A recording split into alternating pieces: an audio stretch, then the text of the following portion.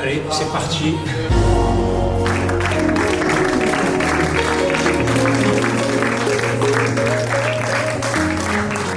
La vie, elle passe très vite, les amis.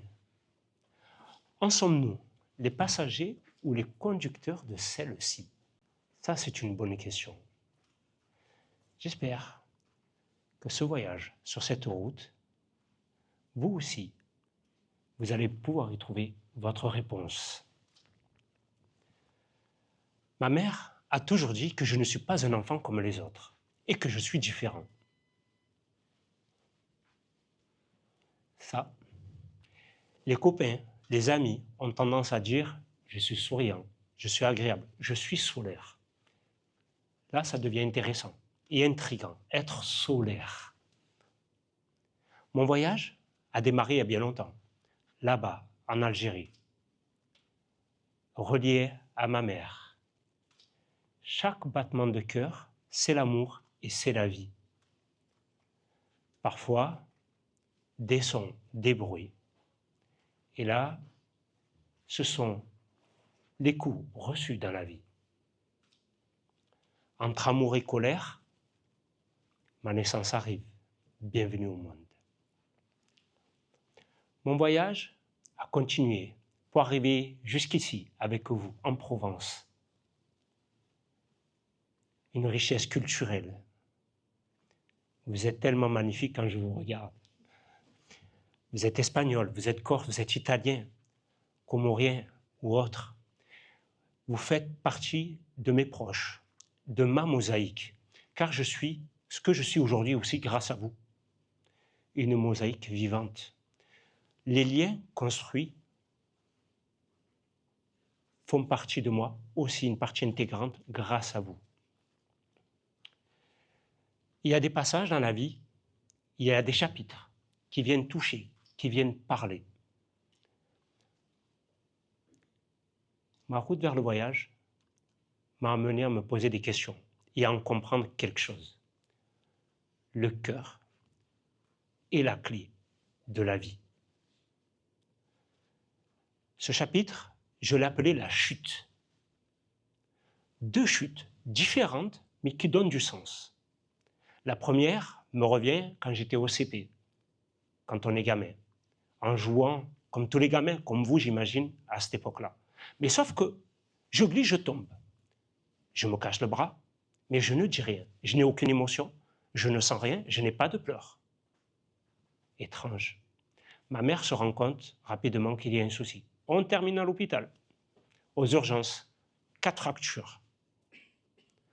Après 2 mois de plâtre, je reviens avec des jolis dessins. Mais la chose la plus importante, c'est la vie, ce qu'elle a appris ce jour-là. C'est que quand nous sommes gamins, on n'a pas l'importance des mots que puissent produire nos adultes, nos parents. Parce que dans la vie, on souhaite voir tout le monde fort. Mais quand on est fort, et qu'on entend cela, quand on est petit, on est fort en toutes circonstances et on ne mesure pas. Mon deuxième chapitre sur cette chute, elle vient le jour de ma première course. Au primaire, je fais mon premier cross. C'est parti, la veille, je fais un repérage. Il fallait que je me rassure. Le jour J arrive. Les copains, le bruit, les enfants, les copains de ma classe, mes sœurs qui m'encouragent. Je démarre la course. Progressivement, je cours et je remonte. Je suis presque en tête, à côté du premier. Quand là, je chute et je tombe. Patatras, la catastrophe. Ce jour-là, je n'avais qu'une pâte de fruits comme petit déjeuner, malheureusement, car on n'avait pas beaucoup de moyens. Et là, tout doucement, les encouragements, mes copains de classe qui me poussent à me relever. Et c'est ce que je fais. Je termine la course. Je termine au bas du podium, comme 3e. Mais ce jour-là, la vie, elle m'a donné une belle leçon, ce qui s'appelle la chute. Et qu'est-ce qu'on en fait? On peut chuter quand on est petit, comme quand on est grand. Mais c'est surtout d'aller rechercher des ressources en soi. Sommes-nous capables ou pas? Qu'est-ce que je comptais en faire? Et là, je suis allé au bout de moi-même. ce n'était pas une question de positionnement ou d'arriver premier, c'était surtout d'aller chercher en soi cette capacité à se relever et aller de l'avant. Le chapitre adolescence. Et vu vos âges, je pense que vous l'avez tous passé. Mon adolescence que je vais vous partager, la mienne, elle est à 12 ans. Mes 12 ans. Aïe, aïe, aïe. Vous savez quoi? J'ai pris la poudre d'escampette de la maison. Je suis parti de chez moi. J'ai fait une fugue pendant 1 an et demi. Je ne l'ai pas fait pour embêter mes parents, ni mes frères et sœurs. Suite à une dispute avec un de mes parents, il fallait que je fasse quelque chose. Car, malheureusement, à cette époque, nous dormions par terre sur des couvertures et nous étions dans un appartement insalubre. Mon cœur était trop gros, je ne pouvais pas rester comme ça, il fallait que je fasse quelque chose. Et ça a été mon action. La fugue a été longue, mais ce n'est pas grave. L'essentiel, c'est qu'elle s'est bien terminée. Car mon retour, ce n'était qu'une seule condition, que tout le monde puisse jouir de lui. Et c'est ce qui s'est passé. Et là encore, la vie, elle m'a montré une chose. Il n'y a pas d'âge pour pouvoir donner comme pour pouvoir recevoir. Et qu'avec le cœur, on peut faire des choses, même si de temps en temps, nos messages ne sont pas compris. Le chapitre amour, hein, celui-là, il est croustillant. Hein, je ne vais pas vous parler de l'amour de jeunesse. Il y a des amours éphémères, il y en a qui sont de passage. Bon, pour être honnête avec vous, aujourd'hui, je ne suis pas là pour vous dire mon premier baiser en colonie qui a duré 3 secondes, cette fille, de toute façon, je ne l'ai jamais revue. Non. C'est celui qui laisse une trace, c'est celui qui a un impact, celui qui change votre vie. Le mien, c'est celui qui m'a donné naissance à 2 filles. Elles sont les merveilles de ma vie. Elles s'appellent Alissa et Medina. La vie, elle m'a permis de devenir parent, donc de transmettre mes valeurs, qui je suis, et un peu de vous aussi, car ce que je le suis aussi grâce à vous. C'est le plus beau cadeau au monde. Même si par moments, en tant que parent, nos chemins se séparent, je ne garde néanmoins en moi une très belle histoire. Sur ma route du soleil, j'en ai découvert d'autres de chapitres. Je ne peux pas tous vous les dire, mais je vais vous en raconter quelques-uns qui ont du sens, qui sont parlants. Sur ma route, il y a 15 ans, je suis passé de passager à conducteur de vie en devenant chauffeur de taxi. Je n'imaginais pas un seul instant que j'allais être à la rencontre de l'humanité et que chaque histoire, elle était unique et merveilleuse. Car être chauffeur de vie, c'est être auprès de l'humanité du quotidien. Ma première rencontre qui m'a touché, mon premier témoignage, est une mamie, pas n'importe quelle mamie. Cette mamie, elle habite là où vit Zizou, à La Castellane, à Marseille. Je la transporte. Elle me remercie parce que je suis bienveillant, je suis à son écoute, je suis disponible, mais pas que pour ça. Elle me remercie d'être disponible pour elle parce que je suis un être humain présent. Elle est seule dans sa tour d'ivoire. Elle est coupée du monde et coupée de la vie. Elle n'a plus de relations et elle a une toute petite retraite.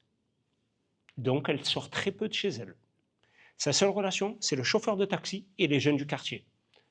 On a tendance à montrer les jeunes de quartier, même de la Castellane. Mais en attendant, de temps en temps, ils prennent de ses nouvelles. Ils vont voir si elle va bien et ils lui ramènent des courses. Quel a été le message ce jour-là? Quel a été le message de la vie? Ça s'appelle l'humilité. Qui sait à quel moment on démarre notre vie et comment on la termine? On ne le sait pas. Le cœur permet d'être disponible même pour une inconnue ou une inconnue. Et de donner, ça fait toujours du bien. Et ma vision des choses. Mon autre témoignage, un matin, en tant que chauffeur de vie, chauffeur de taxi, à côté de la station de taxi de la Comète, je vais chez mon ami Serge, le bar Le 15, et je vous le recommande. Vous serez très bien reçu. Je croise un monsieur. Je bois mon café. Il s'appelle Philippe. Il n'est pas tout jeune. Nous échangeons le pourquoi sa venue ici à Marseille. Il ne connaissait pas beaucoup Marseille parce qu'il n'était venu que pour des séminaires et des conférences. Alors, je lui ai proposé de lui faire visiter Marseille à ma manière. avec ma vision, ma mosaïque, un peu la vôtre, et surtout, tel que j'aimais Marseille, avec mon cœur, avec ma disponibilité. Quand on a terminé tout ça, il m'a dit que je lui avais fait changer de regard sur Marseille. Il ne s'y attendait pas. Et que notre rencontre avait tout changé. Je me suis permis de lui poser une dernière question. Dis-moi, Philippe, quel est le plus beau jour de ta vie? Vous savez quoi? Il a organisé en 1986 la venue du pape Jean-Paul II à Lyon et de 500 000 fidèles. Alors là, je l'ai regardé et j'ai dit, ben Philippe, chapeau bas. Mon dernier témoignage aujourd'hui que je vous présente, c'est Katia. Katia est une Italienne. Elle est connue du grand public dans toute l'Italie. Elle est astrologue et astrophysicienne.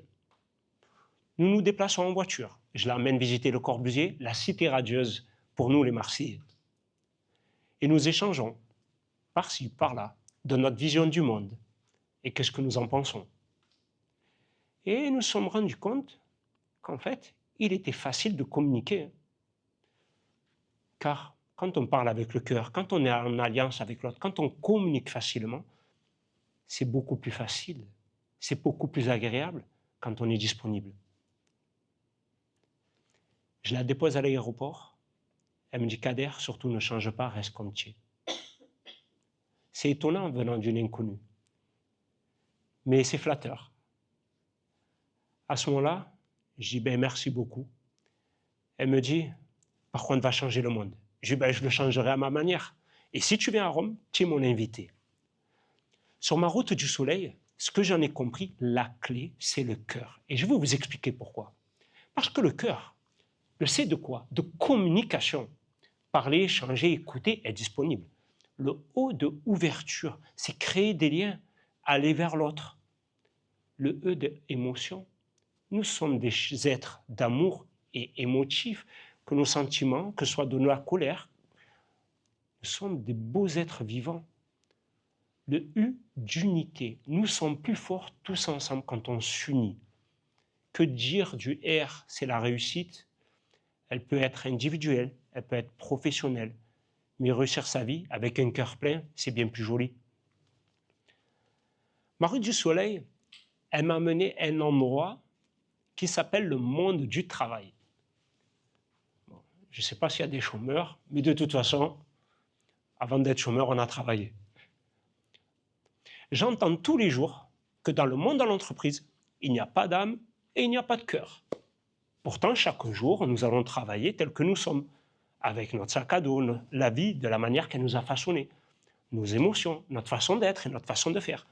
Et pourtant, tous les jours, toutes les personnes que je croise, non, le monde de l'entreprise, ça ne me plaît pas. Il n'y a pas d'âme, il n'y a pas de cœur. C'est étrange, mais c'est ainsi. Alors j'ai creusé la question.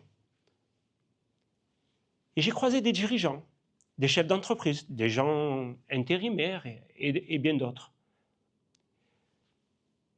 Finalement, qu'est-ce qui vous manque? Ben, il nous manque de la communication, il nous manque de l'ouverture, il nous manque du lien humain, l'émotion, il nous manque de l'unité dans les équipes de travail, il nous manque de la relation, donc il manque du cœur. Le cœur, c'est ce qui nous fait vivre à nous. Si on met du cœur dans une entreprise, je pense que c'est ce qui la fait fonctionner aussi. 90% de notre temps, quand nous arrivons au travail, nous communiquons, mais peut-être pas forcément de la bonne manière. Alors si on y mettrait peut-être plus de cœur, peut-être que les choses fonctionneraient bien mieux. Aujourd'hui, sur cette route, je vous ai partagé quelques instants d'une vie professionnelle comme de ma vie personnelle. C'est ce qui fait que ce que je suis. Et comme vous l'avez compris, les amis, sur ma route du soleil, qui va bientôt toucher à sa fin, avez-vous l'impression d'être les conducteurs de votre vie? Et qu'est-ce qu'il vous manque pour le devenir? Si vous me le permettez, je vais vous demander de vous lever.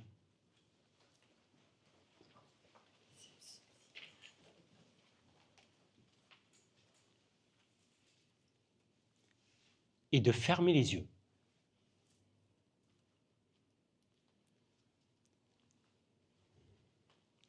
De prendre votre main droite, de la poser sur votre cœur. Ressentez chaque battement.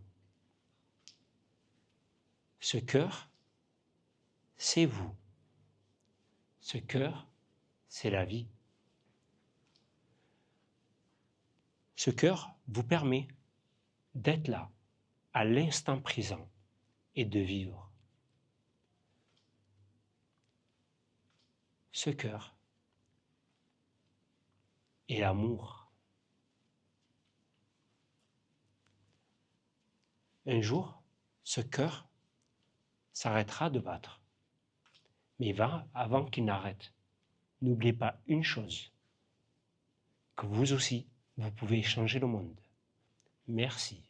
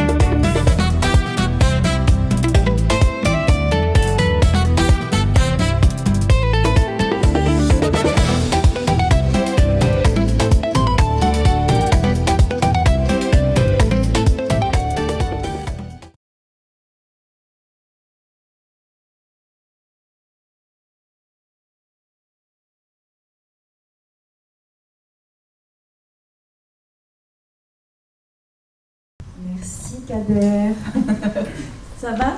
Ça va. Je sais qu'il est tout plein d'émotions. Oui, il a chaud. Je te laisse boire quelques gorgées. Voilà, je me suis proposé de prendre le relais pour vous inviter peut-être à partager, pourquoi pas, vos impressions, ce qui vous vient, ce qui vous traverse maintenant, ou poser vos questions. Voilà. Par rapport à cette route du soleil.